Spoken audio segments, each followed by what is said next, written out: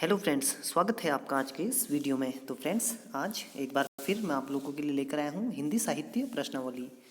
तो आज के इस वीडियो में भी मैं आप लोगों के सामने लेकर आया हूँ हिंदी साहित्य से संबंधित 100 महत्वपूर्ण प्रश्न। तो आज के इस वीडियो में आप हिंदी साहित्य का इतिहास, इससे संबंधित कुछ प्रश्न यहाँ पर देखेंगे। तो चलिए शुरू करते हैं आज की प्रश्नावली। तो पहला प्रश्न है, साहित्य का इतिहास जनता की चित्तवृत्ति का इतिहास है। यह कथन किसका है? तो यह कथन है आचार्य रामचंद्र शुक्ल जी का। तो हमारा ऑप्शन डी बिल्कुल सही है। तो आचार्य रामचंद्र शुक्ल जी ने कहा साहित्य का इतिहास जनता की चित्तवृत्ति का इतिहास है, और रामचंद्र शुक्ल जी ने ही हिंदी साहित्य का इतिहास ग्रंथ की रचना की, जिसमें इन्होंने जो मानक काल विभाजन है वो किया हिंदी साहित्य का। प्रश्न संख्या 2, इतिहास के प्रति भारतीय दृष्टिकोण किस प्रकार का रहा है?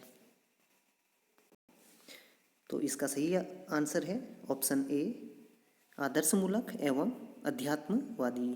तो इतिहास के प्रति भारतीय दृष्टिकोण आदर्शमूलक एवं अध्यात्मवादी रहा है।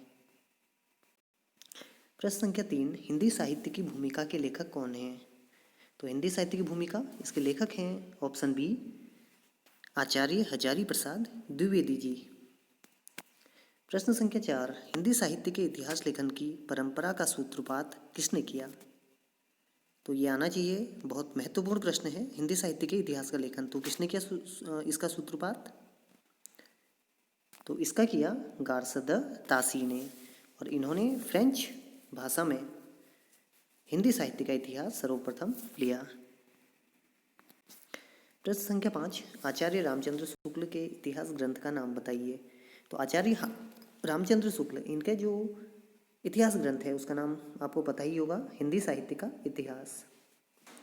प्रश्न संख्या 6, इनमें से कौन सा कथन असत्य कथन कौन सा है? तो इसमें से आपको जो गलत कथन है वो ढूंढकर बताना है। तो चलिए सभी कथनों पर देखें, एक एक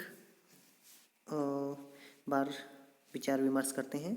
शुक्ल जी का इतिहास जो उन्होंने लिखा था हिंदी साहित्य का इतिहास सन 1929 में प्रकाशित हुआ, ये सही है। गार्सद तासी हिंदी साहित्य के इतिहास के प्रथम लेखक हैं, ये भी सही है। शिव सिंह सरोज में लगभग 1000 कवियों का विवरण है, ये भी आपका सही है। हिंदी साहित्य का आदिकाल डॉक्टर नगेंद्र की रचना है, तो ये जो कथन है ये असत्य है। हिंदी साहित्य का आदिकाल ये आचार्य हजारी प्रसाद द्विवेदी जी की रचना है। तो हमसे पूछा गया है असत्य कथन, तो यहाँ पर डी ये हमारा ऑप्शन सही हो जाएगा। एक चीज़ और ध्यान दीजिएगा कि शिव सिंह सरोज में तो जो शिव सिंह सेंगर जी हैं उन्होंने 1000 कवियों का विवरण दिया है, और जो मिश्र बंधु हैं उन्होंने मिश्र बंधु विनोद में 5000 कवियों का वर्णन किया है। प्रश्न संख्या 7, इनमें से अशुद्ध जोड़ा छांटिए। तो इसमें से जो अशुद्ध जोड़ा है वो कौन सा है? तो सीधे देख सकते हैं, तीसरा है आपका हिंदी साहित्य का वैज्ञानिक इतिहास, सर जॉर्ज ग्रियर्सन। तो ये गलत है, ये जो अशुद्ध जोड़ा है। जबकि बात करें शिव सिंह सरोज, शिव सिंह सेंगर की रचना है। हिंदी साहित्य का वैज्ञानिक इतिहास डॉक्टर गणपति चंद्र गुप्त की रचना है। राजस्थानी भाषा और साहित्य मोतीलाल मीनारिया का है। तो हिंदी साहित्य का वैज्ञानिक इतिहास ये किसकी है? तो फ्रेंड्स, जो हिंदी साहित्य का वैज्ञानिक इतिहास है ये किसकी रचना है? ये है डॉक्टर गणपति चंद्र गुप्त की रचना है। तो ये आप ध्यान दीजिएगा, जैसा कि ये दिया हुआ है आपका। प्रश्न संख्या 8, हिंदी साहित्य के सर्वप्रथम इतिहास ग्रंथ का रचनाकाल क्या है? तो जो सर्वप्रथम इतिहास ग्रंथ है जो गार्सद तासी ने लिखा, उसका जो रचनाकाल क्या है? 1883। सॉरी फ्रेंड्स, ये गलत होगा, जो आपका है 1839 इसका सही आंसर होगा। हिंदी साहित्य का सर्वप्रथम इतिहास ग्रंथ जो कि गार्सद तासी द्वारा लिखा गया, इसका रचनाकाल है 1839। प्रश्न संख्या 9, हिंदी साहित्य का इतिहास सर्वप्रथम किस भाषा में लिखा गया? बहुत महत्वपूर्ण प्रश्न है। तो ये किस भाषा में लिखा गया? फ्रेंच भाषा में, जो कि गार्सद तासी ने लिखा। प्रश्न संख्या 10, उस इतिहास ग्रंथ का नाम बताइए जिसमें लगभग 5000 कवियों का विवरण संकलित है। अभी थोड़ी देर पहले मैंने आपको बताया, ये जो आपके मिश्र बंधु बंधुओं ने लिखा था मिस्टर बंधु विनोद। तो इसमें लगभग 5,000 कवियों का विवरण संकलित है, जबकि 1,000 कवियों का विवरण किसमें है संकलित? शिव सिंह सेंगर के शिव सिंह सरोज में। प्रश्न संख्या 11, हिंदी वीर काव्य के रचयिता कौन है? तो इसका जो सही आंसर है वो है ऑप्शन सी, टीकम सिंह। प्रश्न संख्या 12, नागरी प्रचारिणी सभा द्वारा प्रकाशित हिंदी साहित्य के वृहत इतिहास के कुल कितने खंड है? कई बार पूछा जाता है। तो ये जो सभा थी नागरी प्रचारिणी सभा, तो इन्होंने भी हिंदी साहित्य का वृहत इतिहास इन्होंने प्रकाशित करवाया। उसमें कितने खंड थे? तो इसमें थे आपके 18 खंड। प्रश्न संख्या 13, नागरी प्रचारिणी सभा काशी द्वारा प्रकाशित हिंदी साहित्य के वृहत इतिहास के 6वें खंड, तो इसका 6वां खंड क्या था? रीतिकाल। इसके संपादक कौन थे? तो इसका सही आंसर है वो है ऑप्शन सी, डॉक्टर नगेंद्र। प्रश्न संख्या 14, कविता कौमुदी के रचयिता कौन है? तो देखिए कई बार पूछे जाते हैं रचयिता, तो कविता कौमुदी के कौन है आपके? रामनरेश त्रिपाठी जी। प्रश्न संख्या 15, हिंदी साहित्य का इतिहास दर्शन नामक ग्रंथ के लेखक कौन है? तो विद्यार्थियों जो भी इतिहास आपके हिंदी साहित्य के लिखे गए हैं आप उन्हें याद कर लीजिएगा, क्योंकि 1 या 2 प्रश्न इससे जरूर पूछे जाते हैं। तो जो आपका 15वां है इसका सही आंसर है option B, doctor Nalin विलोचन Sharma. तो ध्यान दीजिए, देखिए यहाँ पर दर्शन आया हुआ है और दर्शन किससे करते हैं हम? लोचन से, यानी कि आंखों से। तो ऐसे भी आप याद कर सकते हैं इतिहास के दर्शन लोचन से, तो ये हो जाएगा आपका नलिन विलोचन शर्मा। तो थोड़ा सा ट्रिक भी आप देखते रहेंगे। प्रश्न संख्या 16, इनमें से कौन सी पुस्तक हजारी प्रसाद द्विवेदी की नहीं है? हिंदी साहित्य की भूमिका है ये, रीति काव्य की भूमिका, हिंदी साहित्य का आदिकाल, ये भी आचार्य हजारी प्रसाद द्विवेदी की है, हिंदी साहित्य उद्भव और विकास, ये भी आचार्य हजारी प्रसाद द्विवेदी जी की रचना है। लेकिन रीति काव्य की भूमिका, तो ये आचार्य प्रसाद द्विवेदी जी की रचना नहीं है, तो हमारा ऑप्शन बी सही हो जाएगा। प्रश्न संख्या 17, कवि वचन सुधा के संपादक का नाम बताइए। तो पत्र पत्रिकाओं के संपादक का नाम भी पूछा जाता है, 1 या 2 प्रश्न। तो कवि वचन सुधा ये भारतेंदु हरिश्चंद्र जी इसके संपादक थे। प्रश्न संख्या 18, पंडित बालकृष्ण भट्ट किस पत्र के संपादक थे? आना चाहिए आपको, बहुत महत्वपूर्ण प्रश्न है। तो इसका जो सही आंसर है वो है ऑप्शन बी, हिंदी प्रदीप। प्रश्न संख्या 19, प्रजा हितैषी साप्ताहिक पत्र का प्रकाशन कहाँ से होता था? तो आपको जो भी आपके दैनिक साप्ताहिक पत्र पत्रिकाएं हैं उनका प्रकाशन वर्ष याद रखना है, कहाँ से प्रकाशित होते थे, और सबसे महत्वपूर्ण है उसके संपादकों का नाम आपको याद होना चाहिए। तो प्रजा हितैषी इसका प्रकाशन कहाँ से होता था? तो इसका प्रकाशन होता था आपका आगरा से। प्रश्न संख्या 20, उदंत मार्तंड का प्रकाशन कहाँ से होता था? तो उदंत मार्तंड इसका प्रकाशन कहाँ से होता था? ये होता था आपका कलकत्ता से। प्रश्न संख्या 21, ब्राह्मण पत्र के संपादक कौन थे? तो जो ब्राह्मण पत्र था इसके संपादक कौन थे आपके? पंडित प्रताप नारायण मिश्र जी। प्रश्न संख्या 22, सरस्वती पत्रिका का प्रकाशन कब से प्रारंभ हुआ? पूछा जाता है। सरस्वती पत्रिका का संपादन जो प्रकाशन है वो हुआ तो सन 1900 ईस्वी से। तो इसका ए बिल्कुल सही हो जाएगा। और ध्यान रखिए सरस्वती पत्रिका का संपादन इससे जुड़े हुए थे आचार्य महावीर प्रसाद द्विवेदी जी, जिनके नाम पर द्विवेदी युग भी पड़ा है। तो वो इसके यशस्वी संपादक थे। और कब से उन्होंने इसका संपादन कार्य किया? 1903 से। तो महावीर प्रसाद द्विवेदी जी 1903 में सरस्वती पत्रिका के संपादक बने थे। देखिए अगला प्रश्न वही आ गया है, सरस्वती पत्रिका के यशस्वी संपादक का नाम क्या है? आचार्य महावीर प्रसाद द्विवेदी। प्रश्न संख्या 24, गणेश शंकर विद्यार्थी कानपुर से कौन सा पत्र निकालते थे? तो जो गणेश शंकर विद्यार्थी थे कानपुर से कौन सा पत्र निकालते थे? ये निकालते थे प्रताप। प्रश्न संख्या 25, दुलारे लाल भार्गव के संपादकत्व में कौन सी पत्रिका लखनऊ से निकलती थी? तो कौन सी निकलती थी? ये निकलती थी आपकी माधुरी। तो ये चीज़ आप ध्यान रखिएगा।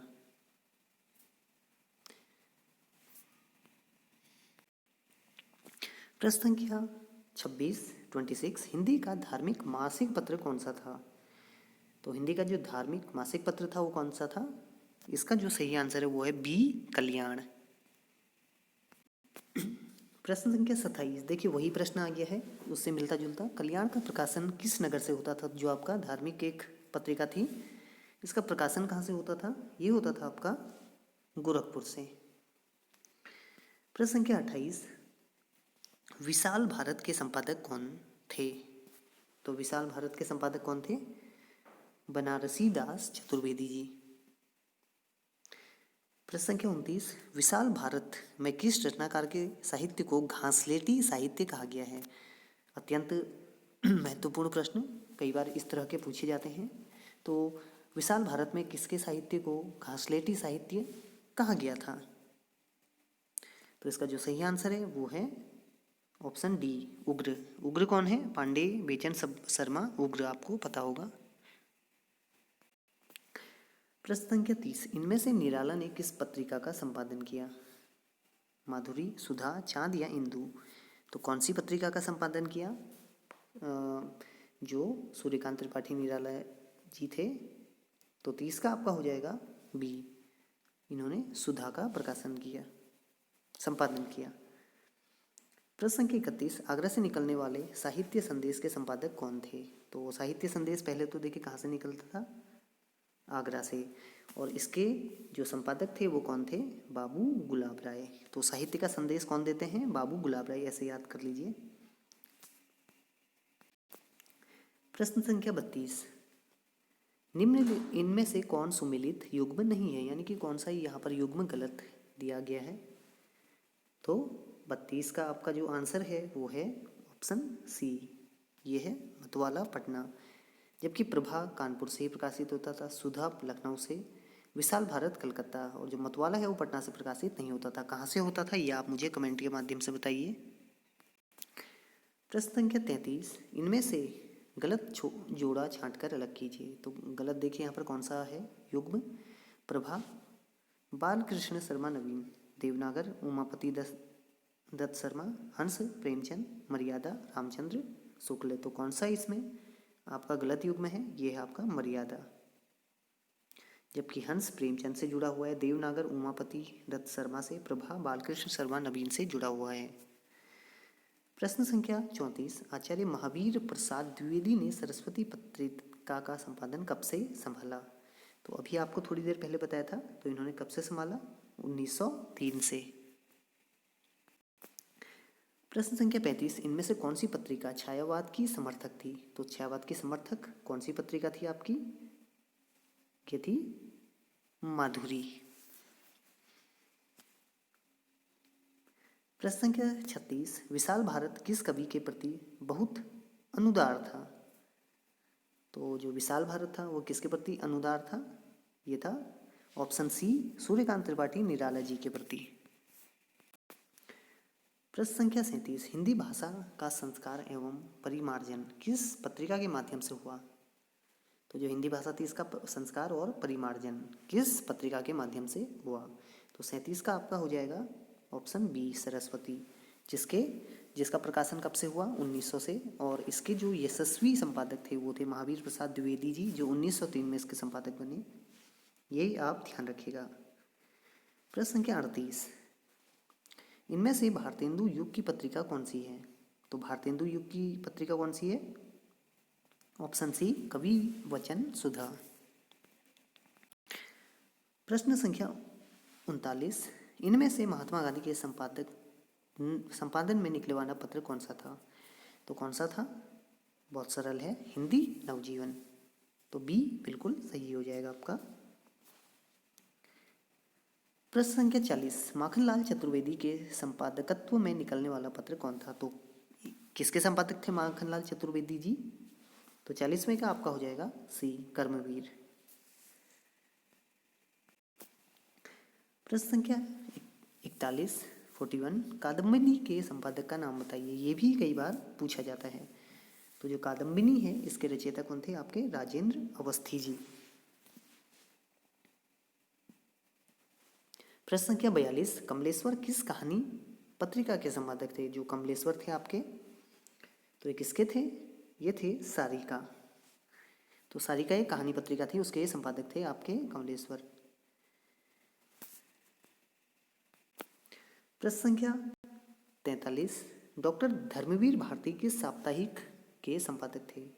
तो इनके ही नाम से इस साप्ताहिक का नाम था, जो आपका 43 है, तो क्या है? धर्मयुग। प्रश्न संख्या 44, राजकमल प्रकाशन की कौन सी पत्रिका डॉक्टर नामवर सिंह के संपादकत्व में संपादन में प्रकाशित हो रही है? तो 44 का होगा आपका बी, आलोचना।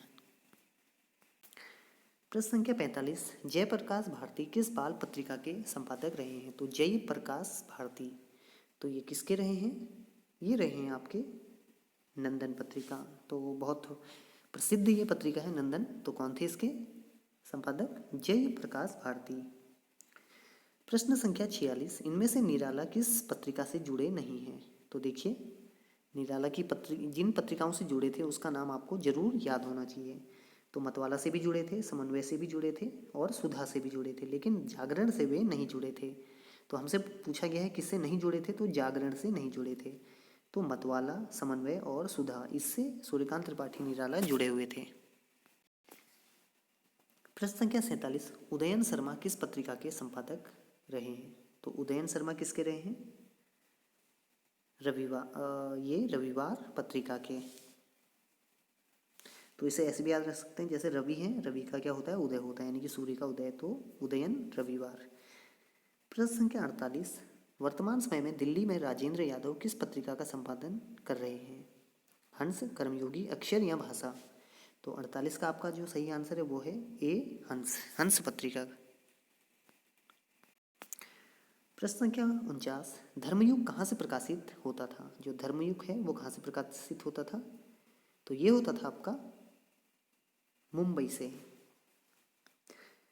प्रश्न संख्या 50, कर्मवीर का प्रकाशन कहाँ से होता था? तो कर्मवीर जो पत्रिका थी इसका प्रकाशन कहाँ से होता था? तो कर्मवीर का होता था आपका जबलपुर से। प्रश्न संख्या 51, इनमें से प्रवृत्ति के आधार पर किया गया नामकरण कौन सा है? यानी कि जो प्रवृत्ति होती है उस काल की, रीतिकाल, आदिकाल, भारतेंदु युग या कोई नहीं? तो देखिए, प्रवृत्ति के आधार पर किया गया नामकरण कौन सा है? सामने आपको दिखाई दे रहा होगा इसमें। तो ये है आपका रीतिकाल। और रीति का भी क्या होता है? एक प्रवृत्ति ही होती है। तो उसमें प्रवृत्ति थी, तो उस प्रवृत्ति के आधार पर ये इसे रीतिकाल कहा गया। प्रश्न संख्या 52, रीतिकाल को अलंकृत काल की संज्ञा किसने दी? तो रीतिकाल को अलंकृत काल किसने कहा? तो ये कहा मिश्र बंधु ने। तो जो 3 मिश्र बंधु थे, आप उनके नाम मुझे कमेंट के माध्यम से बताकर लिखिए। प्रश्न संख्या 53, शुक्ल जी ने आदिकाल का नामकरण क्या कहा? जो शुक्ल जी थे, बहुत सरल है, आदिकाल को क्या कहा उन्होंने? वीरगाथा काल। तो 53 का आपका हो जाएगा सी। प्रश्न संख्या 54, किस इतिहास लेखक ने हिंदी साहित्य का प्रारंभ 1050 विक्रम से स्वीकार किया है? तो विक्रम संवत से किसने स्वीकार किया है? तो 54 का आपका हो जाएगा बी, आचार्य रामचंद्र शुक्ल जी ने। शुक्ल जी ने 55 है आपका, शुक्ल जी ने आधुनिक काल का नाम क्या रखा? वर्तमान काल, आधुनिक काल, गद्य काल या कोई नहीं? तो 55 का आपका हो जाएगा सी, गद्य काल। तो शुक्ल जी ने आधुनिक काल को क्या कहा? गद्य काल, क्योंकि इसमें गद्य से संबंधित बहुत सी रचनाएं लिखी गई, जैसे कहानी, उपन्यास, एकांकी, निबंध, समालोचनात्मक ग्रंथ। तो तभी उन्होंने इसे गद्य काल कहा। अगला प्रश्न है 57, शुक्ल जी ने कालों का नामकरण किस आधार पर किया है? तो उन्होंने किस आधार पर किया है? प्रवृत्ति की प्रधानता। तो देखिए, जो जिस काल में जैसी प्रवृत्ति थी, जिस काल में राजाश्रित जो कवि होते थे वो अपने राजा के प्रति वीर काव्य की रचना करते थे, तो तभी इन्होंने उसे वीर गाथा काल कहा। उसके बाद भक्ति काल कहा, जब भक्तिपूर्ण रचनाएं की जाती थी, फिर रीति काल कहा। तो इस तरह उन्होंने प्रवृत्ति की प्रधानता के आधार पर ही कालों का नामकरण किया। प्रश्न संख्या 58, आदिकाल को चारण काल किसने कहा? तो चारण काल किसने कहा? रामकुमार वर्मा ने। ये चीज ध्यान दीजिएगा, कई बार पूछा जाता है। और अलंकृत काल किसने कहा था? मिश्र बंधुओं ने। प्रश्न संख्या 59, डॉक्टर रामकुमार वर्मा के काल विभाजन में हिंदी साहित्य का प्रारंभ कब माना गया है? तो देखिए, सभी साहित्य जो थे इतिहासकार, जो इतिहास से संबंधित जिन्होंने लिखे अपने ग्रंथ, तो अपने अपने हिसाब से उन्होंने काल विभाजन किया। तो जो डॉक्टर रामकुमार वर्मा थे, तो उन्होंने हिंदी साहित्य का प्रारंभ कब से माना है? तो 59 का हो जाएगा आपका बी, 750 विक्रम संवत से। प्रश्न संख्या 60, डॉक्टर गणपति चंद्र गुप्त, जिन्होंने हिंदी साहित्य का वैज्ञानिक इतिहास भी लिखा है, आधुनिक काल का प्रारंभ कब मानते हैं? तो 60 का आपका हो जाएगा ऑप्शन बी, 1857 ईस्वी से। आपको पता होगा 1857 में भारत की क्रांति भी हुई थी।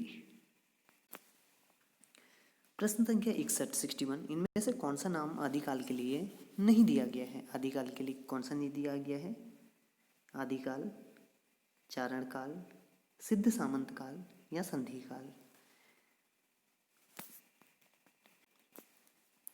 तो इसमें जो सही आंसर है वो है संधि काल। जबकि जो आदिकाल है उसके नाम आदिकाल भी कहा गया है, चारण काल भी कहा गया है, सिद्ध सामंत काल भी कहा गया है, लेकिन संधि काल नहीं कहा गया है। देखिए, सिद्ध सामंत काल आदिकाल को किसने कहा? राहुल सांकृत्यायन ने। देखिए, राहुल सांकृत्यायन का अगला प्रश्न आ चुका है। प्रश्न संख्या 62, राहुल सांकृत्यायन हिंदी का पहला कवि किसे मानते हैं? बहुत सरल है, ये मानते हैं सरहपाद को। 63वां, सरहपाद का समय सांकृत्यायन जी के अनुसार क्या है? तो 63 का आपका हो जाएगा ए, 7वीं सदी।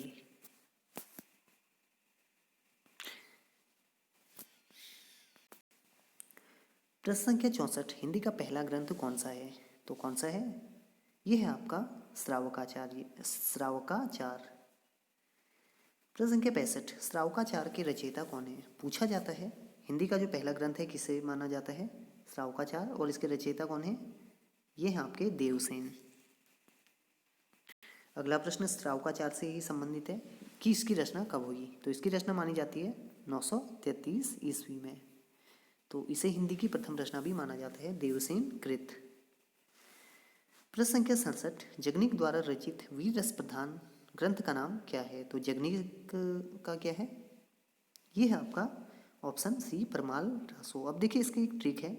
देखिए, जगनिक को आप मानिए जुगनू, जुगनू से क्या निकलता है? प्रकाश। तो प्रकाश से बन गया परमाल, पर और जुगनू। तो ऐसे भी आप ट्रिक बना के इन्हें याद कर सकते हैं। तो जगनिक, परमाल, रासो।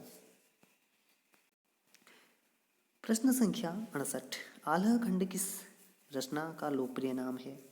तो जो आल्हा खंड है किसका है? इसमें आल्हा उदय की जो है कहानी भी है। तो 68 का हो जाएगा आपका ये परमाल रासो। तो परमाल रासो अभी बताया था, प्रकाश यानी कि जगनिक। प्रश्न संख्या 69, पृथ्वीराज रासो के विषय में कौन सी धारणा अधिक उपयुक्त है?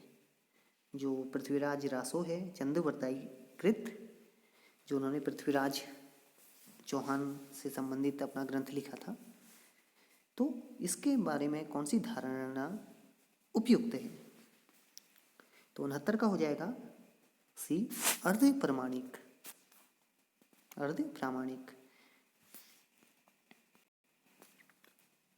तो अर्ध प्रामाणिक से ये देखिए, प्रामाणिक से तात्पर्य ये है कि ये ना तो पूरी तरह से प्रामाणिक है और ना ही पूरी तरह से अप्रामाणिक, यानी कि मध्य में है। कुछ चीज़ें सही हैं, कुछ चीज़ें वो जो कवि हैं उनकी कल्पना पर आधारित हैं। प्रश्न संख्या 70, बीसल देव रासो का प्रधान रस क्या है? जो बीसल देव रासो है, नरपति नाहले ने लिखा था ये बीसल देव रासो। तो इसका जो प्रधान रस है वो क्या है? तो 70 का आपका हो जाएगा सी, श्रृंगार रस।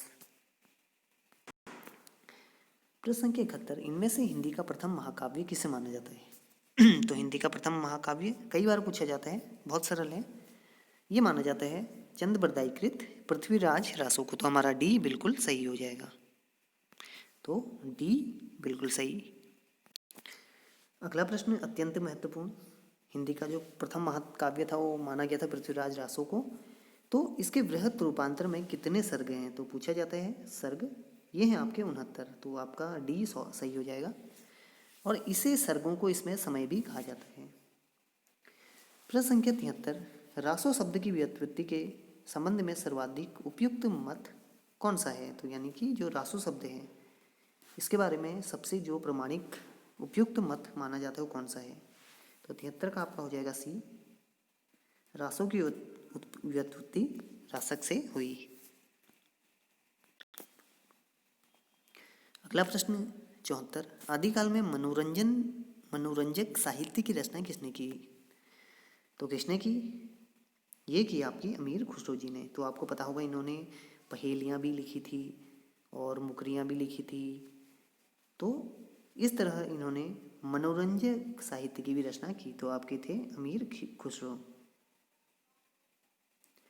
प्रश्न संख्या 75, गोरखबानी के संपादक कौन हैं, तो गोरखबानी इसके संपादक कौन है, ये हैं आपके पीताम्बर दत्त बर्थुआल जी। प्रश्न संख्या 76, इनमें से कौन सा कथन सही है, सही कथन यानी कि जो आपको सही कथन है वो बताना है। तो 76 इसका आपका देखिए सी, ये बिल्कुल सही कथन है। बीसल देव रासो वीररस प्रधान ग्रंथ है। प्रश्न संख्या 77, सिद्धों की संख्या कितनी बताई गई है, तो सिद्धों की संख्या कितनी बताई गई है 84, तो इसका 100 जो सी है वो बिल्कुल सही हो जाएगा। प्रश्न संख्या 78 78, सिद्धों का उचित समय क्या माना जाता है, जो सिद्ध थे जिनकी संख्या मानी गई है 84 उनका उचित समय क्या माना जाता है, तो 78 का हो जाएगा आपका बी, 7वीं 8वीं सती या शताब्दी। प्रश्न संख्या 79 79, नारी निंदा किस संप्रदाय में मिलता है, यानी कि नारी महिलाओं की निंदा किस संप्रदाय में मिलती है, तो 79 का आपका ये होगा नाथ पंथ में। प्रश्न संख्या 80, इनमें से नाथ संप्रदाय में क्या नहीं है, तो क्या नहीं है, तो 80 का हो जाएगा आपका डी, गृहस्थों का आदर। तो ये गृहस्थों का आदर नहीं करते, नारी की निंदा करते हैं, गुरु महिमा भी करते हैं, इंद्रिय निग्रह भी करते हैं, लेकिन गृहस्थों का आदर ये नहीं करते। प्रश्न के 81, वर्ण रत्नाकर के रचयिता कौन है, तो इसके रचयिता हैं आपके ज्योतिरीश्वर ठाकुर। तो ज्योतिरीश्वर ठाकुर ने लिखा वर्ण रत्नाकर। प्रश्न संख्या 82, अपभ्रंश एवं राजस्थानी भाषा के योग से बनी भाषा को क्या कहते हैं, अत्यंत महत्वपूर्ण प्रश्न। अपभ्रंश एवं राजस्थानी भाषा के योग से बनी भाषा को क्या बोलते हैं, ये बोलते हैं आपके डिंगल भाषा। तो 82 का ए सही है, ये बोला जाता है डिंगल भाषा, ये थोड़ा कठोर भाषा होती है। प्रश्न संख्या 83, ब्रज भाषा मिश्रित अपभ्रंश का क्या नाम है, तो जो ब्रज भाषा मिश्रित अपभ्रंश का नाम है वो है आपका पिंगल भाषा है। तो ध्यान दीजिए, डिंगल पिंगल आपने नाम सुना होगा भाषाओं को, उम्मीद है समझ गए होंगे। अपभ्रंश राजस्थानी भाषा इसके योग से बनती है डिंगल, जबकि जो ब्रज भाषा मिश्रित अपभ्रंश है वो है आपकी पिंगल। प्रश्न संख्या 84, इनमें से कौन आदिकाल का ग्रंथ नहीं है, आदिकाल यानी कि जो प्रारंभिक काल है आपका, तो कौन सा ग्रंथ नहीं है आदिकाल का, तो पद्मावत। ध्यान दीजिए, पद्मावत ये आदिकाल का ग्रंथ नहीं है। पद्मावत की रचना बहुत देर में हुई थी, शेरशाह सूरी के समय पे हुई थी पद्मावत की रचना, और किसने की थी, मलिक मोहम्मद जायसी ने। और कब की थी, 1540 में। और एक चीज़ और ध्यान दीजिएगा, जो भाषा थी पद्मावत की वो थी आपकी अवधी। प्रश्न संख्या 85, विद्यापति पदावली की रचना किस भाषा में हुई, तो विद्यापति पदावली इसकी रचना किस भाषा में हुई, ये हुई आपकी मैथिली में। और आपको पता होगा विद्यापति जो है इन्हें मैथिल कोकिल भी कहा जाता है। प्रश्न संख्या 86, आदिकाल में खड़ी बोली का प्रयोग किस कवि ने किया, तो आदिकाल में किसने किया, ये किया आपका अमीर खुसरो ने, जिसे तोताए हिंद भी कहा जाता है। प्रश्न संख्या 87 87, इनमें से जैन धर्म का संबंध किस कवि से नहीं है, तो कौन सा कवि है जिसका संबंध जैन धर्म से नहीं है? तो 87 का आपका हो जाएगा ऑप्शन डी विद्यापति, जबकि धनपाल, स्वयंभू, जो इंदु ये जैन धर्म से संबंधित हैं। प्रश्न संख्या 88, खालिक बारी के रचयिता कौन है? कई बार पूछे जाते हैं इस तरह के आपसे रचनाएं। तो खालिक बारी, इसके रचनाकार कौन है? ये हैं आपके अमीर खुसरो। प्रश्न संख्या 89, 89, भविष्ययत कहा के रचनाकार कौन है? तो भविष्यत कहा के रचनाकार कौन है आपके? ये हैं आपके धनपाल। अगला प्रश्न, पुनः खड़ी बोली हिंदी में रचना करने वाला पहला कवि कौन है? तो खड़ी बोली में सबसे पहले किस कवि ने रचना की? तो ये थे आपके, इसका जो है वो है आपका अमीर खुसरो। तो बी बिल्कुल सही है। प्रश्न संख्या 91, इनमें से कौन सा ग्रंथ शिलाओं पर लिखा गया है? अत्यंत महत्वपूर्ण प्रश्न। तो शिलाओं क्या होते हैं, यानी कि जो बड़ी बड़ी शिलाएं होते हैं, पत्थर होते हैं, उन पर लिखा गया कौन सा ग्रंथ है? तो ये है आपका राउल वेली। राउल वेली शिलाओं पर लिखा गया ग्रंथ है।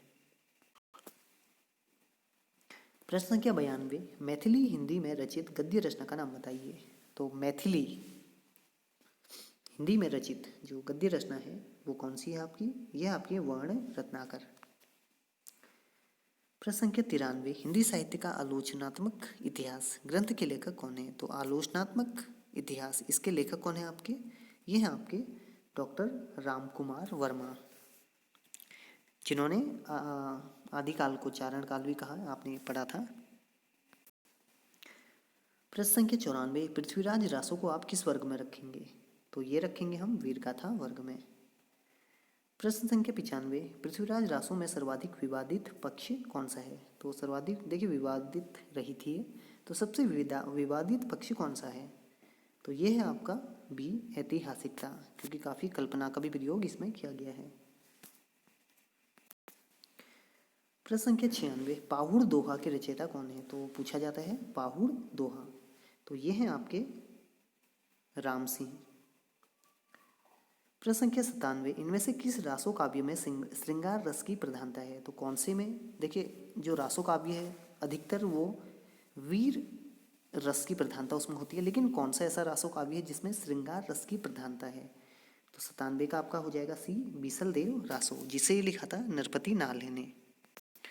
अगला प्रश्न 98, इन इतिहास लेखकों में सबसे प्राचीन कृति किसकी है? ध्यान दीजिए, सबसे प्राचीन कृति किसकी है? तो यहाँ पर जो इतिहास लेखक हैं इनमें हैं शिव सिंह सेंगर जी, इनकी सबसे प्राचीन है। और ध्यान दीजिए शिव सिंह सेंगर जी ने 1000 कवियों का वर्णन किया था, जबकि मिश्र बंधुओं ने 5000 कवियों का वर्णन किया था, ये भी आप ध्यान रखिएगा। प्रश्न संख्या 99, रीतिकाल का दूसरा नाम क्या है? तो रीतिकाल को और क्या कहा जाता है? तो रीतिकाल का जो और नाम है वो है आपका श्रृंगार काल। तो आज का इस वीडियो का जो अंतिम है 100वां प्रश्न वो है राहुल सांकृत्यायन द्वारा संपादित दोहा कोश में किस कवि की रचनाएं संपादित की गई हैं? तो 100 का आपका हो जाएगा ए सरहपाद। तो आप ध्यान भी दीजिए कि सातवीं शताब्दी के ये कवि थे और जिन्हें राहुल सांकृत्यायन हिंदी का प्रथम कवि मानते हैं। तो ये थे आपके सरहपाद, किसमें? दोहा कोश में इनका वर्णन किया गया है।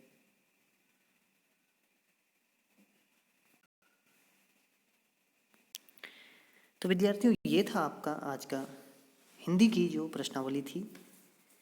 उम्मीद है आप लोगों को ये प्रश्नावली पसंद आई होगी। तो विद्यार्थियों अगर आप भी मेरे इस वीडियो से आप मेरे इस चैनल से जुड़ना चाहते हैं तो मेरे इस चैनल को सब्सक्राइब करना ना भूलें। जल्द ही मैं और भी वीडियो लेकर आप लोगों के सामने आऊँगा। तब तक के लिए धन्यवाद।